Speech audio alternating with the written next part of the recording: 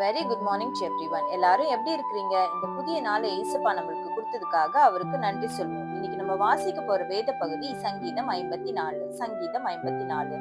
தாவீது தங்களிடத்தில் ஒளித்துக் கொண்டிருக்கிறான் என்று சீப்பூரார் வந்து சவுலுக்கு சொன்னபோது நெகினோத்தில் வாசிக்க தாவீது பாடி ராகத்தலைவனுக்கு ஒப்புவித்த மஸ்கில் என்னும் சங்கீதம்.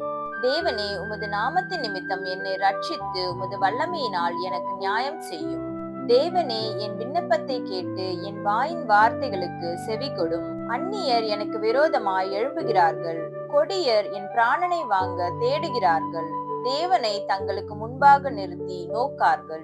இதோ தேவன் எனக்கு சகாயர். ஆண்டவர் என் ஆத்துமாவை ஆதரிக்கிறவர்களோடே இருக்கிறார்.